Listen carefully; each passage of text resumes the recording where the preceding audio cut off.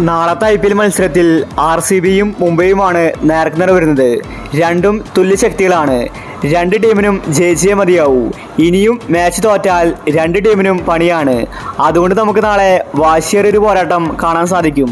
അപ്പോൾ നാളത്തെ RCB Mumbai മാച്ചിൻ്റെ complete preview ആണ് നമ്മൾ ഇന്നത്തെ വീഡിയോയിൽ നോക്കുന്നത്. ഇതുപോലത്തെ IPL ന്യൂസിന് വേണ്ടി ഈ ചാനൽ മറക്കാതെ സബ്സ്ക്രൈബ് ചെയ്യൂ. ആദ്യമായി RCB ടീമിനെ പരിഗണിച്ചാൽ RCB ഇതുവരെ 4 മാച്ച് തോറ്റിരിക്കുകയാണ്. അതുകൊണ്ട് ഇന്നും കൂടി തോറ്റാൽ അത് RCBക്ക് വലിയ പണിയായിരിക്കും. അതുകൊണ്ട് RCB ഇന്ന് രണ്ടും കളിപ്പിച്ചായിരിക്കും വരാൻ പോകുന്നത്. വിരാട് കോഹ്ലി ഫോമിലാണ്, പക്ഷേ ബാക്കി ആരും തന്നെ കളിക്കുന്നില്ല. നാളെ മുംബൈക്കെതിരെ പുതിയ തന്ത്രമായിട്ടായിരിക്കും RCB വരുന്നത്. അപ്പോൾ നാളെ മുംബൈക്കെതിരെയുള്ള RCBയുടെ പ്ലേയിങ്ങിൽ നോക്കാം. Virat Kohli, du Plessis, Rajat Patidar, Glenn Maxwell, Cameron Green, Dinesh Karthik, Saurav Chauhan, Reece Topley, Mayank Dagar, Siraj, Yash Dayal. ഇനി മുംബൈ ടീമിനെ പരിഗണിച്ചാൽ മുംബൈ ഇപ്പോൾ ഫോമിലാണ്. കഴിഞ്ഞ മാച്ചിൽ മികച്ച വിജയമാണ് മുംബൈ സ്വന്തമാക്കിയത്. രോഹിത് ശർമ്മയും ഇഷാനും ഓപ്പണിങ്ങിൽ അടിച്ചു കളിച്ചു. പക്ഷേ സൂര്യ ഡെക്കിലാണ് പുറത്തായത്.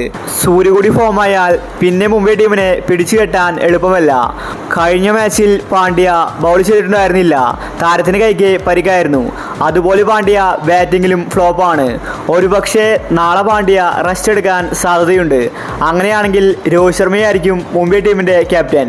മുംബൈക്ക് ഇപ്പോൾ പുതിയൊരു ഫിനിഷറെ കിട്ടിയിരിക്കുകയാണ്. അത് മറ്റാരുമല്ല, റൊമേരിയോ ഷിപ്പേഡാണ്. കഴിഞ്ഞ മത്സരത്തിൽ മുംബൈ ജയിക്കാൻ കാരണം റൊമേരിയാണ്.